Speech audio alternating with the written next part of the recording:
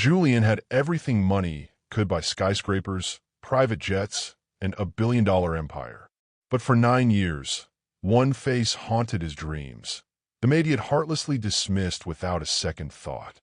Driven by a sudden, inexplicable guilt, he decided to track her down, expecting to find her struggling in the shadows of the city. But when he finally opened the door to her new life, the billionaire fell to his knees.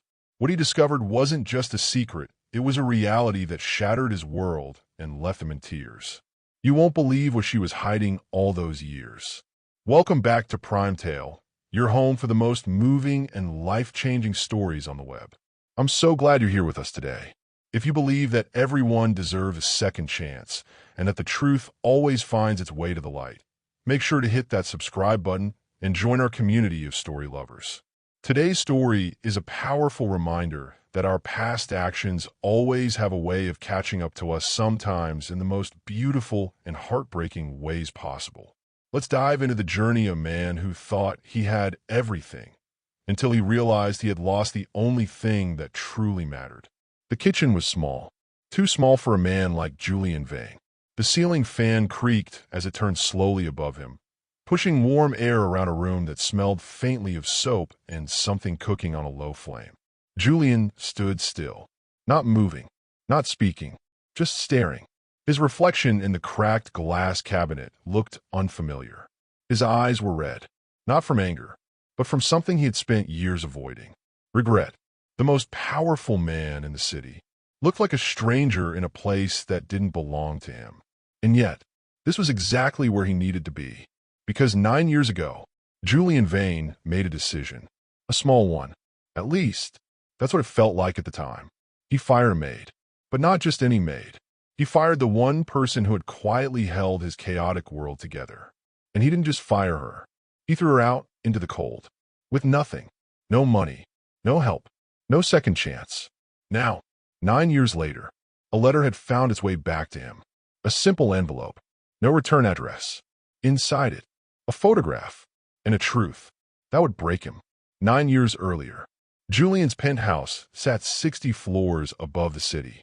Glass walls, marble floors, silence that felt expensive. Everything in its place. Everything controlled. Except him. Julian paced across the living room, his phone pressed tightly against his ear. "No," he said sharply. "That's not an option." A pause. "I don't care what they're offering. If we lose this deal, we don't just lose money, we lose leverage."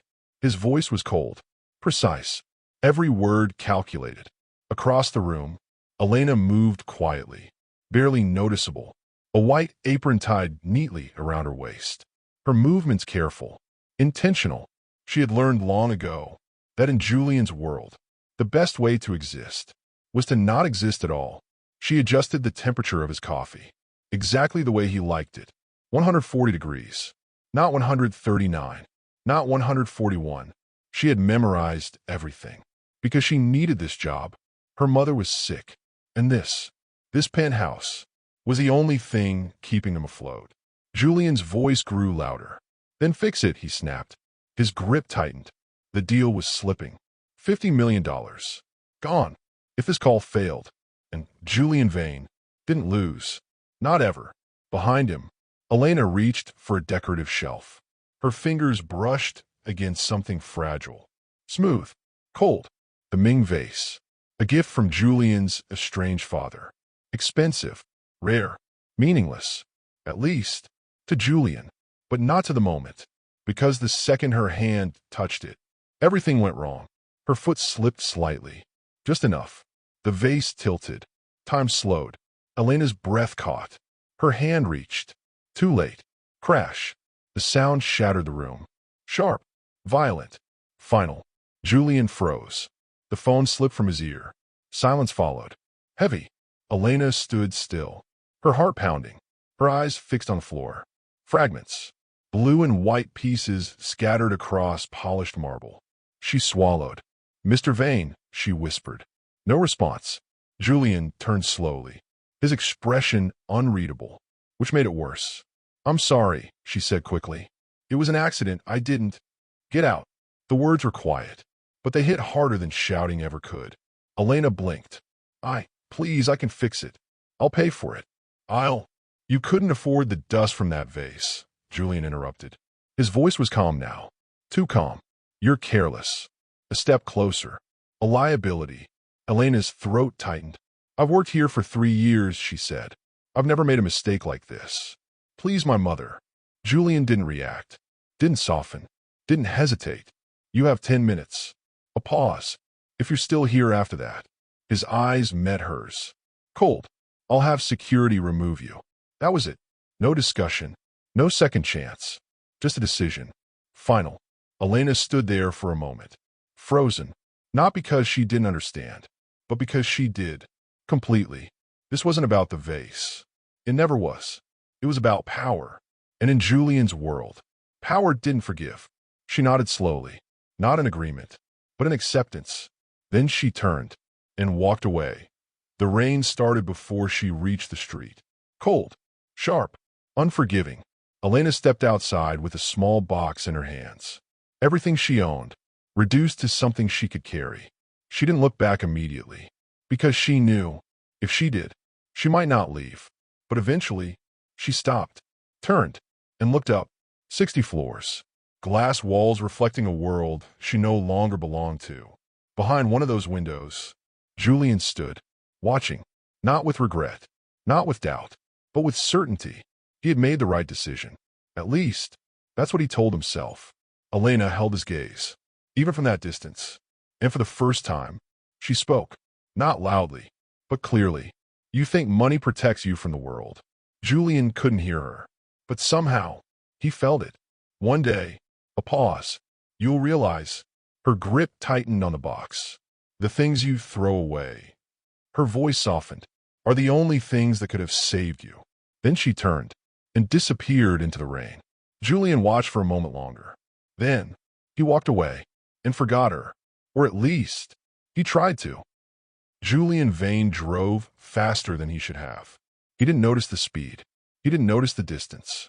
The road stretched endlessly ahead of him, but his mind was somewhere else entirely. The photograph sat on the passenger seat. He kept glancing at it. The boy's face. Those eyes. His eyes. Every time he looked, something inside him tightened. Something he hadn't felt in years. Fear. Not the kind that comes from losing money or power. Something deeper. Something personal.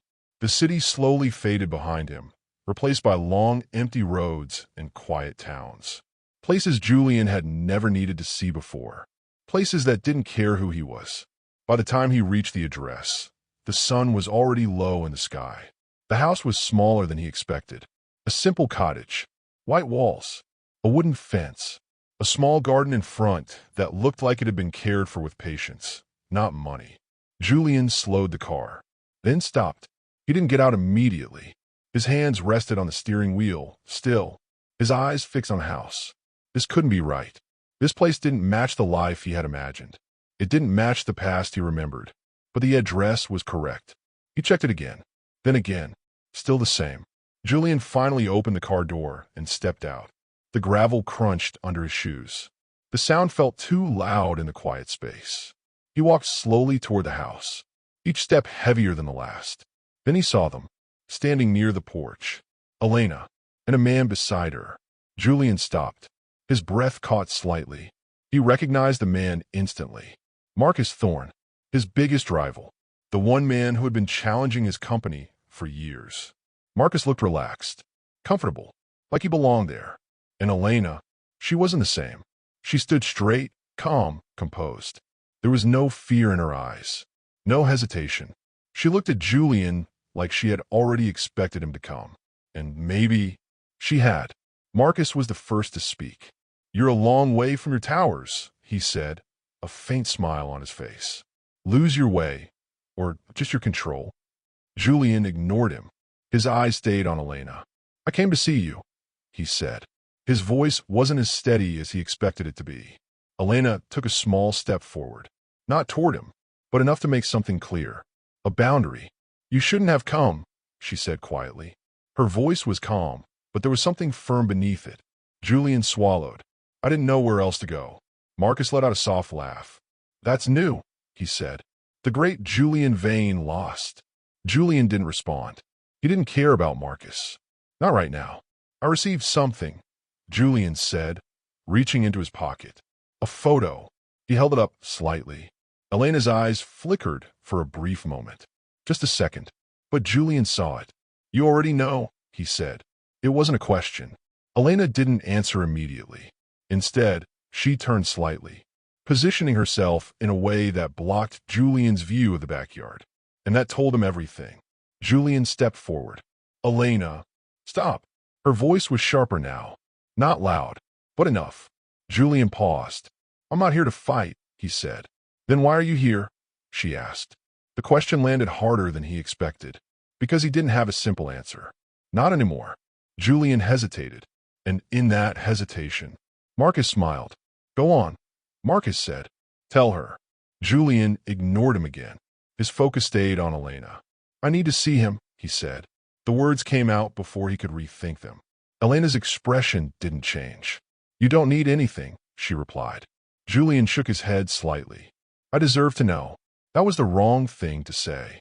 The moment the words left his mouth, he saw it. The shift in her eyes. Cold. Controlled. You deserve, she repeated. A small pause.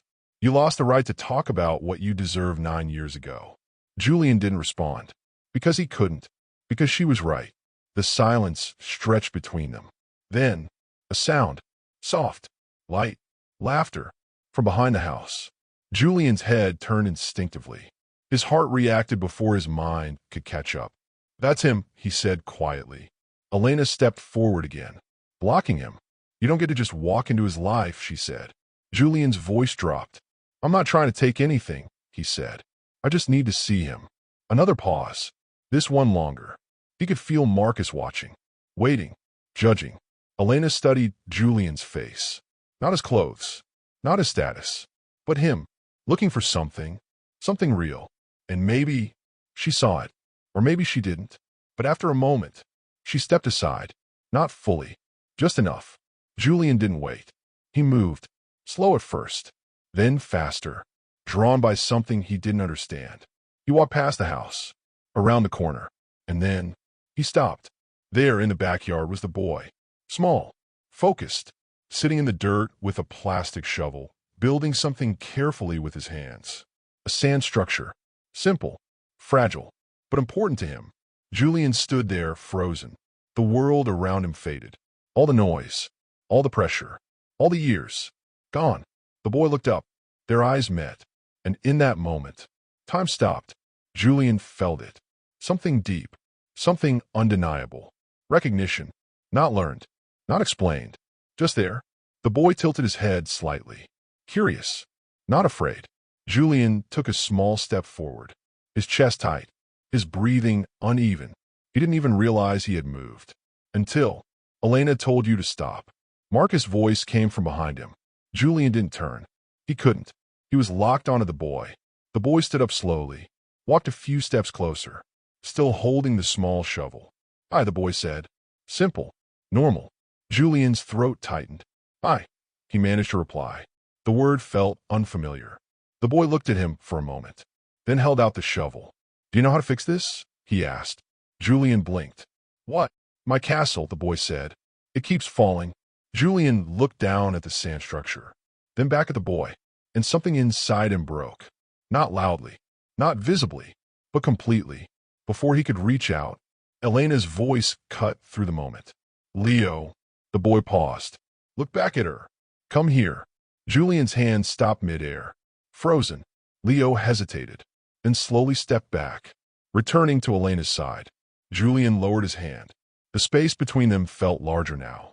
He looked at Elena, his voice barely steady. His name is Leo? Elena didn't answer, but she didn't need to. Julian nodded slowly, processing, trying to, failing to. He looked back at the boy, then at Elena, then at Marcus. Everything started to make sense, and at the same time, nothing did. Julian exhaled. Slow, heavy. I need to understand, he said. Elena looked at him, this time not with anger, not even with disappointment, but with something else, something stronger. You don't need to understand, she said. A pause. You need to tell the truth. Julian frowned slightly. What truth? Elena's gaze didn't move. The real reason you're here. The air shifted. Marcus stepped slightly closer. Interested now. Julian hesitated. Because this was the part he didn't want to say. Not here. Not like this. But he had no choice. Because she already knew. Or at least, she suspected. Julian looked at Leo one more time. Then back at Elena. And finally, he spoke. I'm losing everything. The words hung in the air. Heavy. Real. Julian's words stayed in the air longer than he expected. I'm losing everything. The sentence didn't sound like him. It didn't carry power. It didn't carry control. It carried something unfamiliar. Truth. Elena didn't react immediately. She just looked at him, studying him. Not his suit, not the car behind him, but him, as if she was trying to decide whether this was another performance or the first honest thing he had ever said. Marcus stepped forward slowly. Well, he said, that's one way to start a conversation. Julian finally looked at him. There was no anger this time. No rivalry. Just exhaustion. You already know, Julian said. Marcus gave a small shrug. I know enough. Elena's voice cut through again. Say it clearly. Julian looked back at her. And for a moment, he hesitated. Not because he didn't want to say it, but because saying it out loud made it real. My board is removing me, he said. They've been planning it for months. Buying leverage, controlling votes, setting everything up. He glanced at Marcus briefly. You. Marcus didn't deny it. I prefer the word preparing, he replied calmly. Julian continued. They found something in the company's foundation. Something my father buried. Elena's expression didn't change, but her silence said she was listening. The land our headquarters is built on, Julian said slowly. It wasn't legally acquired. A pause. It was taken. The word settled heavily. Julian swallowed. It belonged to a family called Miller. Elena's fingers tightened slightly at her side, just enough for Julian to notice. They were pushed out, he continued. Manipulated. Forced into a deal that wasn't real. Julian exhaled. And now, the only person who can challenge that claim. He looked directly at her. Is you. Silence. The air felt different now. Sharper. Heavier. Leo sat back down quietly in the dirt, continuing to shape his small sand structure, unaware that his entire future was being decided just a few steps away. Elena spoke slowly. So you came here not for him. Her eyes flicked briefly toward Leo. Not for me. She stepped closer. You came for signature. Julian shook his head immediately. No. But even as he said it, he knew it wasn't that simple. I didn't know at first, he said. The letter, the photo, that's what brought me here. His voice lowered. But after I found out the truth, he paused. I didn't leave. Marcus let out a quiet laugh. That's convenient. Julian ignored him. Again, I could have sent lawyers, Julian continued. I could have forced this through the system like everything else. He looked at Elena. But I didn't. Elena crossed her arms slightly. That doesn't make you honest, she said. It makes you careful. Julian nodded, accepting that. Maybe, he said. A pause. But I'm still here. That landed. Not as an argument. Not as a defense. Just a fact. Elena turned away for a moment, looking toward Leo, watching him play, watching the life she had built without Julian. 9 years. No help. No support. No safety net. And yet, she had created something real. She turned back. You want my help, she said. Julian didn't deny it. Yes. The word came out quietly, but clearly. Elena studied him again. Longer this time. You think saving your company will fix everything, she said. No, Julian replied. That surprised her. Julian continued. I think it's the only thing I have left to offer. A pause. And even that might not be enough. Marcus stepped in again. Let me translate, he said. He's asking you to save his empire, so he can feel like he still deserves a place in that boy's life. Julian didn't argue, because that wasn't entirely wrong. Elena's eyes didn't leave Julian. You don't get to buy your way into his life, she said. I know. You don't get to show up after 9 years and suddenly decide you care. Julian's voice dropped. I know. Another silence. But this one felt different. Less like conflict, more like something building. Elena turned and walked toward a small wooden shed at the edge of the yard. Julian watched her. confused, waiting. Marcus watched too, but his expression shifted slightly.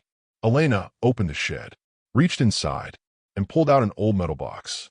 Worn, scratched, but carefully kept. She carried it back, set it down on a small table, opened it. Inside were documents, old papers, stamped, official. Julian stepped closer slowly. His eyes moved across the pages, and he understood immediately. Ownership, rights, proof, everything his company needed, everything he didn't have. Elena closed the box. "You want this?" she asked. Julian nodded once. "Yes." She held his gaze. "Then you earn it." Marcus frowned slightly. "Elena," he said quietly, "you don't need to negotiate. You can end this right now." "I'm not interested in ending him," she replied. She looked back at Julian. "I'm interested in changing him." Julian didn't move, didn't speak, because he understood. This wasn't a deal. This was a test. Elena took a slow breath. "If I sign those papers," she said, "your company survives." A pause. "But you don't." Julian's eyes narrowed slightly. "What does that mean?" Elena didn't hesitate. "You step down." The words landed hard. "You give up your position," she continued. "Your control. Your authority." Marcus looked at her now, fully focused. Elena kept going. "You put your shares into a trust." Another pause. "For the employees you treated like they didn't matter." Julian didn't interrupt, didn't argue, because he knew there was more. And then Elena said, "You stay here." Silence. "In this town," she continued, "not as a CEO, not as a billionaire." She stepped closer. "As a worker." Julian's expression didn't change, but something inside him shifted. "A year," she said. Marcus shook his head slightly. "That's insane." Elena ignored him. "You work," she repeated. "You learn what it means to build something without power." She looked directly at him. "And if you can do that," a pause, "then maybe you earn the right to stand near him." Julian's chest tightened, not because of the deal, but because of the condition. Not money, not power, time, effort, change. He looked at Leo, still playing, still unaware, then back at Elena. "And if I don't?" he asked. Elena's answer was immediate. "Then you go back to your world." A pause, "and stay alone in it." Silence filled the space again. Marcus watched carefully now, because this moment, this decision, was bigger than any deal. Julian looked down at the box, at the papers, at everything he had spent his life building. Then he looked at Leo, and for the first time, the answer wasn't difficult. It was clear, but before he could speak, Leo looked up again. "Are you going to help me fix it?" he asked. Julian froze slightly, then slowly. He took a step forward. "I want to," he said. A pause. "But I need to fix something else first." Leo nodded, like that made perfect sense. Julian looked back at Elena, and finally, he said it. "I'll do it." Marcus straightened. Elena didn't react immediately, because she wasn't listening for the words. She was watching the man, trying to see if he meant them. And this time, he did. The next morning came without warning. Julian woke up before the sun, not because he wanted to, because he couldn't sleep. The room he had been given was small, plain, no glass walls, no skyline, just a narrow bed, a wooden chair, and a window that looked out over quiet land instead of a city that never stopped moving.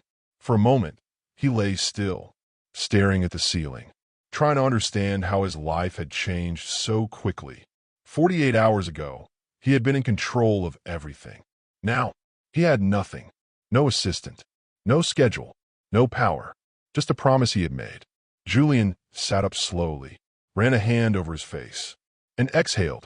"This is temporary," he muttered to himself. But even as he said it, it didn't feel true.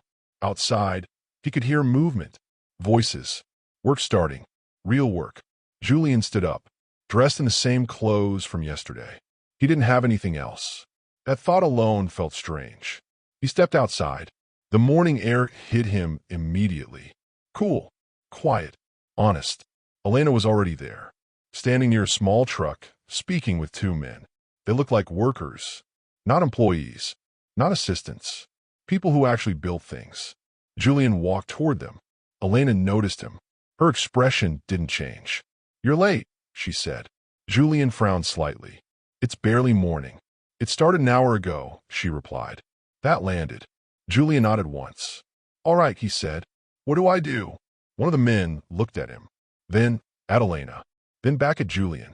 This him, the man asked. Elena nodded. The man gave a small, unimpressed look. He doesn't look like he can lift anything, he said. Julian didn't respond, but he heard it. Elena pointed toward the back of the truck. You unload, she said. Julian turned, looked at the truck. Heavy wooden planks, tools, materials. His jaw tightened slightly. Fine, he said. He walked over, grabbed the first plank. It was heavier than he expected. His grip shifted, his posture adjusted, but he didn't drop it. He carried it, slowly, carefully, set it down, then went back for another, and another. The men watched quietly, waiting for him to complain, to stop, to walk away. But he didn't. Minutes passed, then an hour. His hands started to ache. His shoulders tightened. Sweat replaced the calm, controlled image he had always maintained. But still, he kept going. Across the yard, Leo sat on the ground again, working on his sand structure. Every now and then, he looked up, watching Julian. Curious, not impressed, just watching. Julian noticed, but said nothing. After another trip back to the truck, his hand slipped slightly. The plank dropped, hit the ground hard. The sound echoed. Julian stepped back slightly, breathing heavier now. One of the men shook his head. Too slow, he muttered. Julian clenched his jaw, not out of anger, out of something else. Frustration, but not at them, at himself. He bent down again, picked it up. This time, stronger grip, better balance. He carried it again. Elena watched the entire time, not helping, not interrupting, just observing, because this was the test. By midday, Julian's hands were no longer clean. They were rough, small cuts forming, dust covering his clothes. He didn't recognize himself, and for the first time, he understood something simple. This was what he had always avoided. Not work, but effort without control. He walked back toward the others. What next? He asked. His voice was different now, less sharp, less certain. One of the men handed him a tool. Dig, he said. Julian looked at the ground, then at the tool, then back at the man. No instructions, no explanation, just expectation. Julian nodded once, then started digging. The ground was harder than it looked. Each push took effort, each movement slower than he expected. Time stretched. Minutes felt longer. The sun climbed higher. Julian's breathing grew heavier, but he didn't stop. Not once. Across the yard, Leo stood up, walked over slowly. He stopped beside Julian. Watch him dig. You're doing it wrong, Leo said. Julian paused, looked at him. What? Leo pointed. You're pushing too hard. Julian blinked. You have to do it like this. Leo took the tool, showed him. Small movement. Controlled. It's easier, Leo said. Julian watched, then nodded slowly. Okay. He took the tool back. Tried again. This time, less force, more control. And it worked. Julian exhaled quietly. Thanks, he said. Leo shrugged, then walked back to his sand structure. Like it was nothing, but it wasn't nothing. Because in that moment, Julian learned more than he had in years.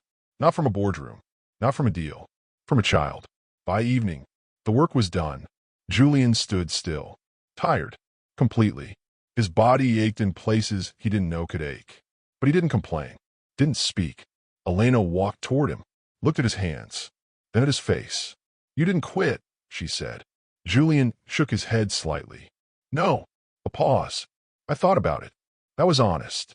Elena nodded once. Good, she said. She turned to leave, then stopped, without looking back. This is just the first day. Julian let out a slow breath. He already knew, because this wasn't about surviving one day. It was about becoming someone else. And as he stood there, covered in dust, hands rough, body exhausted, for the first time in his life, Julian Vane felt small.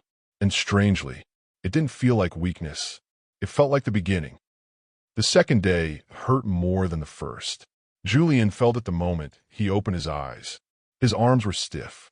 His back ached. Even his hands protested when he tried to move his fingers. For a moment, he stayed in bed, not out of laziness, but because his body didn't want to cooperate. Then he remembered where he was. why he was here, and slowly, he forced himself up. Outside, the morning had already started. Same as yesterday. No one waited for him. No one adjusted for him. Julian stepped out. Elena didn't greet him this time. She simply looked at him once, then continued working. That was his signal. Julian moved toward the tools, picked one up. No instructions. He started working, and this time, it was harder, because now, his body remembered the pain. Every movement felt heavier, every step slower. But something had changed. Yesterday, he worked because he had to. Today, he worked because he chose to. And that made it different. By mid-morning, sweat covered his face again. His shirt stuck to his back. The men around him still didn't treat him differently. No respect, no recognition, just expectation. Lift that. Move faster. Watch your grip. Short commands. Julian followed them, not because he liked it, but because he was learning. Across the yard, Leo watched again. But today, he didn't stay quiet.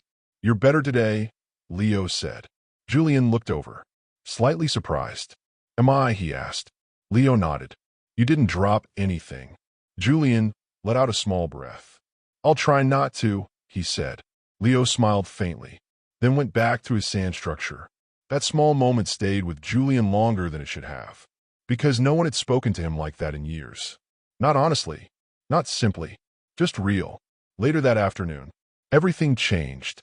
A car pulled up near the house. Not like the others.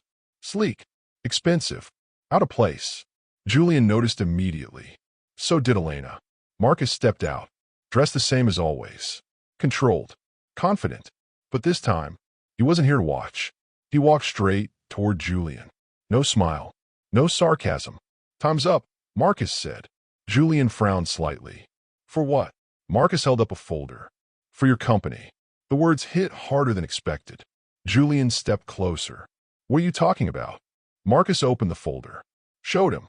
Documents. Legal notices. Signatures. "It's done," Marcus said. "The board voted this morning." Julian's chest tightened. "They can't do that without." "They just did," Marcus cut in. A pause. "You're no longer CEO." Silence. Everything around Julian slowed. The noise. The movement. The air. Gone. "What about the shares?" Julian asked. Marcus looked at him. "They're freezing them," he said, "until the legal dispute is resolved." Julian's jaw tightened. "So, I have nothing." Marcus didn't answer, because he didn't need to. Julian already knew. 9 years of control. Power. Authority. Gone. Just like that. Julian looked down at his hands. Rough. Dirty. Not the hands of a CEO anymore. Just hands. Marcus studied him carefully. "I thought you'd react differently," he said. Julian looked up. "Ow." Anger. Denial. "Something," Marcus replied. Julian shook his head slowly. "I've already lost it," he said. A pause. "I'm just hearing about it now." That answer surprised Marcus. And for the first time, he didn't have a response ready. Elena stepped closer. "What happens now?" she asked. Marcus looked at her. "That depends on him," he said. He nodded toward Julian. "He can walk away." A pause. "Or he can stay here and prove this wasn't just desperation." Julian didn't hesitate. "I'm staying." The answer came instantly. No thinking, no calculation, just decision. Marcus watched him for a long moment, then nodded once. "All right," he said. He closed the folder, then turned to leave. But before getting into the car, he stopped. "Look back. You've lost everything that made you powerful," Marcus said. A pause. "Let's see if you can become something without it." Then he got in the car and drove away. Silence returned. Julian stood still. Not shocked, not broken, just empty. Elena walked past him. "You should rest," she said. Julian shook his head. "No." A pause. "I'm not done." Elena stopped, looked at him again, not as a billionaire, but as a man. Then she nodded. "Then keep working." Julian picked up the tool again, his grip steadier this time. Not because it was easier, but because he understood. This wasn't about getting his old life back. That life was gone. This was about building something new. And for the first time, Julian didn't feel like he was losing. He felt like he was starting. By the third week, the pain didn't disappear. Julian just stopped reacting to it. His hands had changed. The soft, untouched skin was gone, replaced by rough edges, small scars, and strength he never needed before. His body moved differently now, more efficient, less wasted effort. He no longer stood out the way he did on the first day. Not because he had become one of them completely, but because he had stopped trying to be something else. That morning started like any other. Quiet. Simple. Julian was already working when Elena stepped outside. She paused for a moment, watching him. There was no hesitation in his movements anymore. No frustration. Just focus. Leo ran past her, heading straight toward the yard. He didn't stop this time. Didn't watch from a distance. He walked directly up to Julian. "Hey," Leo said. Julian looked down. "Hey." Leo pointed at the structure they had been slowly building together over the past few days. "You said we'd finish it today." Julian nodded. "We will." That was new. Not the promise. The certainty. Julian didn't make promises lightly anymore. Because now, he understood what they cost. They worked side by side. Small adjustments. Careful placement. Leo talked. About nothing important. And everything important at the same time. Julian listened. Not pretending. That was something he had never done before. Not really. Across the yard, Elena watched. Quietly. Not interfering. But noticing. Because this was the change she had asked for. Not words. Behavior. Time. Later that afternoon, Julian sat down for the first time all day. Not because he was tired, but because Leo sat next to him. Close. Not distant anymore. "You don't talk like the other workers," Leo said. Julian smiled slightly. "I'm still learning." Leo nodded like that made sense. "Mom says he used to build big buildings." Julian's expression shifted slightly. "I did. Why did you stop?" Leo asked. Julian didn't answer immediately. Because the truth wasn't simple. "I didn't stop," he said slowly. A pause. "I just didn't build the right things." Leo frowned slightly. "What does that mean?" Julian looked at the structure they had just finished. "It means," he said, "I built things that looked strong." He tapped lightly on a loose section. "But weren't." Leo watched carefully, then nodded. "Like my first castle," he said. Julian smiled faintly. "Exactly." That moment stayed quiet. Simple, but important, because for the first time, Julian wasn't explaining business. He was explaining himself, in a way a child could understand. And maybe that meant he finally understood it too. As the sun started to drop, Elena walked over. She looked at the finished structure, then at Leo, then at Julian. "You did that?" she asked. Leo smiled. "We both did." Elena nodded slowly, then looked at Julian again. "You're improving." It wasn't praise, but it wasn't nothing. Julian accepted it. "I'm trying." Elena studied him for a moment, then spoke. "Marcus is coming back tomorrow." Julian's expression didn't change, but his focus sharpened. "For what?" he asked. Elena didn't answer immediately. Instead, she looked toward the house, then back at him. "To finish this." The words carried weight. Julian understood. This wasn't just about the company anymore. This was about everything. The past, the present, the future, and where he stood in all of it. Leo looked between them. "Is something wrong?" he asked. Julian shook his head slightly. "No." A pause. "Something important is happening." Leo nodded slowly, then looked back at the structure. "It won't fall now," he said. Julian looked at it, then at Leo. "Yeah," he said quietly. "It won't." But deep down, he knew something else was about to be tested. Not the structure, not the company. Him. And this time, there would be no second chance. The next day would decide everything. That was something he had never done before. Not really. Across the yard, Elena watched, quietly, not interfering, but noticing, because this was the change she had asked for. Not words, behavior, time. Later that afternoon, Julian sat down for the first time all day, not because he was tired, but because Leo sat next to him, close, not distant anymore. "You don't talk like the other workers," Leo said. Julian smiled slightly. "I'm still learning." Leo nodded like that made sense. "Mom says he used to build big buildings." Julian's expression shifted slightly. "I did. Why did you stop?" Leo asked. Julian didn't answer immediately, because the truth wasn't simple. "I didn't stop," he said slowly. A pause. "I just didn't build the right things." Leo frowned slightly. "What does that mean?" Julian looked at the structure they had just finished. It means, he said, I built things that look strong. He tapped lightly on a loose section. But weren't. Leo watched carefully, then nodded. Like my first castle, he said. Julian smiled faintly. Exactly. That moment stayed quiet.